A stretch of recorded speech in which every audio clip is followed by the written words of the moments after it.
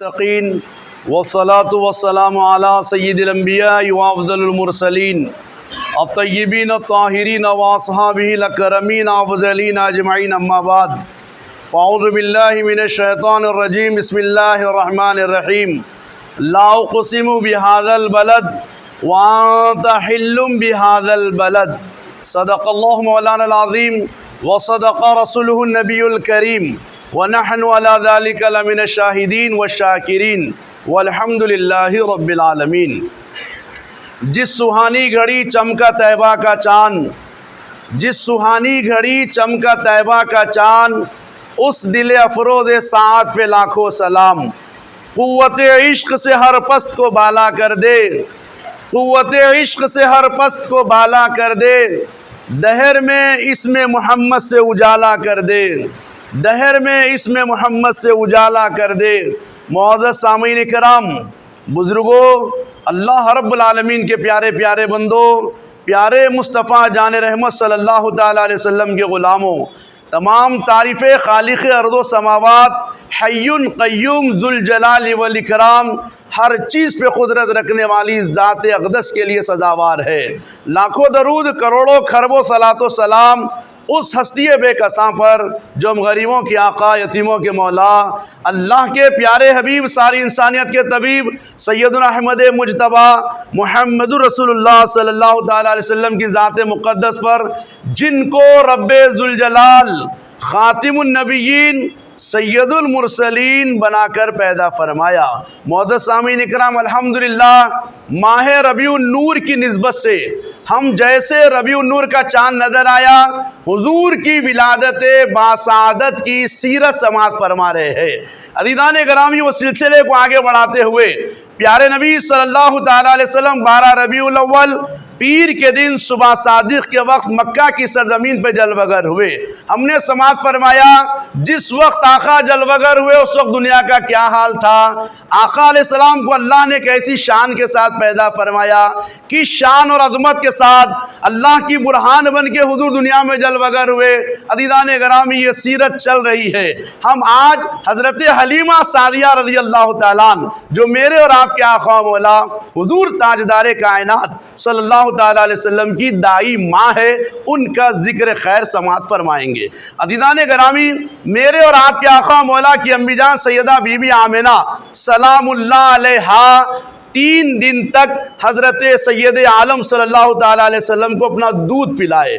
بعض روایتوں میں 7 دن تک ہے، لیکن اکثر روایتیں 3 دن تک کی ہے، اور 3-4 دن تک حضرت سویبہ یا ام ایمن حضور پاک علیہ السلام کو دودھ پلائے۔ اس کے بعد جب 7واں روز ہوا تو دادا جان آپ کا عقیقہ فرمائے، اور آپ کا نام اللہ کی جانب سے جو آپ کے دل و دماغ میں ڈالا گیا تھا وہ نام رکھے محمد صلی اللہ تعالیٰ علیہ وسلم، نام رکھے اور عقیقہ فرمائے۔ حضرت دادا جان فرماتے ہیں کہ یہ بچے کا نام جیسا یہ بچہ میرے بھائی میرے بیٹے حضرت عبداللہ کی سل میں آیا، اور میری بہو حضرت بی بی آمنہ کے بطن اقدس میں آیا تو میں کیا دیکھتا ہوں کہ دنیا کے معاملے کچھ عجیب نظر آتے تھے، اسی لیے میں ان کا نام محمد رکھا۔ اس کے بعد دادا جان فرماتے ہیں کہ عقیقہ ہونے کے بعد ملک عرب کا یہ قانون تھا، وہاں کی تہذیب تھی کہ جو بادیے کے لوگ ہیں، خریوں کے اضلاعوں کے جو لوگ ہیں، وہ لوگ شہر میں آتے مکہ میں، یعنی آنے کے بعد چھوٹے بچوں کو، دودھ والے بچوں کو لے کے جاتے اور دودھ پلاتے اور ان کی نگہداشت فرماتے۔ یعنی اضلاعوں میں جانے کے بعد وہاں کی جو زبان ہے فصیح و بلیغ، بچے وہ زبان سیکھتے، اور وہاں کی جو آب و ہوا ہے وہ آب و ہوا سے رؤسا کے بچے بڑے تر و تازہ رہتے، صحت مند رہتے۔ تو عرب کی ایک تہذیب تھی، سارے لوگ حوازن قبیلے کے لوگ، بنی سعد قبیلے کے لوگ، عورتیں آئی اور سارے بچوں کو لے چلے گئی۔ حضرت بی بی آمنہ دیکھتے رہ گئی، کیونکہ حضور سید عالم صلی اللہ علیہ وسلم آپ کے والد بزرگوار کے دنیا سے پردہ فرمانے کے 4 سال کے بعد دنیا میں جلوہ گر ہوئے، گویا در یتیم بن کے تشریف لائے۔ تو لوگ دیکھے یہ یتیم بچہ ہے، ان کے والد نہیں ہے، اگر ہم لے جا کے پرورش بھی کریں گے تو پھر پلٹا کے آنے کے بعد ہم کو کوئی انعامات ملنے والے نہیں ہے، لہذا حضور پاک صلی اللہ علیہ وسلم کی طرف کوئی توجہ نہیں دیے۔ حضرت حلیمہ سعدیہ جن کی اونٹنی انتہا درجے کی کمزور ہو گئی تھی، وہ بہت تاخیر سے مکہ پہنچے۔ آپ کو اللہ تبارک و تعالی ساری کائنات میں عظمتوں سے نوازنے والے تھے، اس لیے آپ تاخیر سے آئے، تاخیر سے آ کے مایوس ہو گئے۔ تو اللہ فرمائے اے حلیمہ مایوس کیوں ہوتی ہو؟ در یتیم کو میں نے تیرے مقدر میں کر دیا ہے۔ حضرت حلیمہ سعدیہ آئی، سیدہ آمنہ سے کہی یہ بچے کو مجھے دے دو، میں خالی نہیں جا سکتی کیونکہ میں بچے کو دودھ پلانے کی نیت سے آئی ہوں اور میں یہ بچے کو لے جاؤں گی، مجھے معلوم ہے یہ بچہ یتیم ہے۔ لیکن عزیزان گرامی، حضرت حلیمہ سعدیہ کے حوالے جیسے سیدہ بی بی آمنہ سلام اللہ علیہا محمد رسول اللہ کو کرے، جیسے حلیمہ سعدیہ فرماتی ہے کہ میں محمد رسول اللہ کو لی تو میرے تن من دن میں نور آ گیا، اور میں اونٹنی پہ بیٹھی تو میری کمزور اونٹنی تر و تازہ ہو گئی۔ جب میں قبیلے میں لے گئی تو قبیلے کے لوگ دیکھنے لگے، مجھ سے پہلے جو قافلے چلے گئے تھے وہ قافلوں کو یہ اونٹنی پیچھے کر دی اور ہم آگے نکل گئے۔ لوگ کہنے لگے حلیمہ تمہاری اونٹنی تو انتہا درجے کی کمزور تھی، کیسے طاقت آ گئی اس کے اندر؟ تو حلیمہ سعدیہ بے چاختہ کہتے ہیں اے میرے قبیلے کے لوگوں سنو، یہ بچے کو جیسے میں لی میرے اندر بھی توانائی آ گئی، میرے اندر بھی روحانی طاقت آ گئی، میرے اندر بھی اللہ نے ایک عجیب قسم کی کیفیت رکھ دی، میری اونٹنی کے اندر بھی طاقت آ گئی۔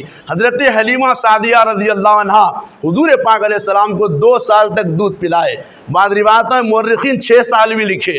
2 سال تک دودھ پلا کے جب آپ دیکھے حضور پاک علیہ السلام کی عظمت، حضور پاک علیہ السلام کی شان، حضور پاک علیہ السلام کے وجود کی برکتیں، حضرت شیمہ جو دائی بہن ہیں آپ کی، آپ ان کی خدمت میں رہا کرتے تھے اور بکریاں چراتے وقت حضور کو ساتھ لے جاتے تھے وہاں پہ تاکہ ٹھنڈی آب و ہوا ملے۔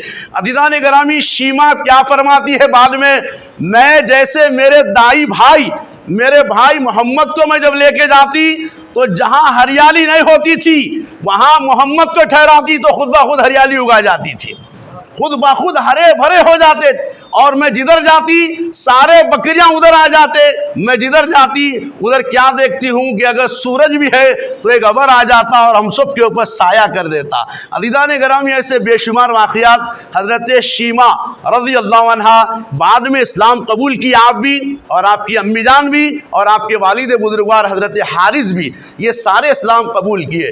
عزیزان گرامی، کہنے کا مقصد یہ ہے کہ حضور پاک صاحب الاولاق صلی اللہ تعالی علیہ وسلم در یتیم پیدا ہوئے، جب آپ لا کے امی جان کے حوالے فرما دیے بی بی آمنہ کے، تو بی بی آمنہ محمد رسول اللہ کو اپنے پاس رکھے۔ رکھنے کے بعد مورخین لکھتے ہیں کہ آپ 6 سال کے ہوئے تو آپ کو لے کے مدینہ تشریف لے گئے۔ کون؟ امی جان۔ 6 سال کے ہونے کے بعد مدینہ لے گئے۔ آپ کے دادا کا ننیہالی خاندان تھا بنی نجار، بنی نجار کی طرف لے گئے۔ بعد مورخین لکھتے ہیں کہ حضرت عبداللہ رضی اللہ تعالیٰ عنہ کی خبر انور مدینے میں تھی، بنی نجار میں، وہاں زیارت کے لیے آپ تشریف لے گئے، اپنے شہزادے کو لے کے آئے۔ راستے میں جب واپس ہو رہے تھے تو عزیزان گرامی مورخین لکھتے ہیں مقام ابوا یا ابوین کے مقام پہ آپ پہنچے تو آپ کی امی جان کا وصال با کمال ہو جاتا ہے۔ آپ کے ساتھ آپ کے والد بزرگوار کی ایک باندھی ام ایمن نامکاری تھے جو حضور پاک علیہ السلام کو میراث میں ملے۔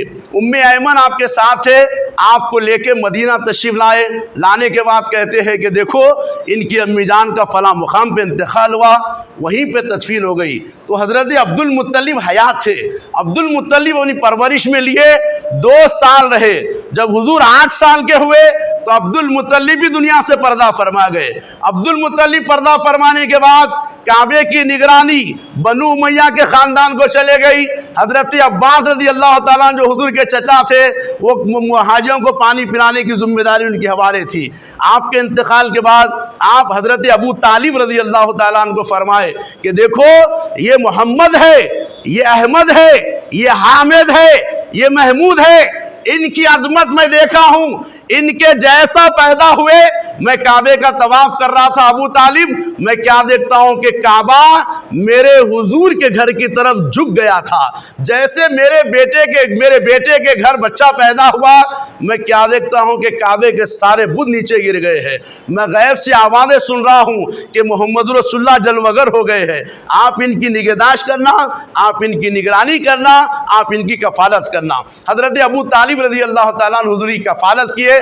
مورخین لکھتے ہیں آپ تاجر تھے، آپ کو معلوم ہے قریش کا ہر خاندان ہر قبیلہ تاجر تھا، تجارت کے لیے ملک شام اور بصرہ جایا کرتے تھے عراق کی طرف۔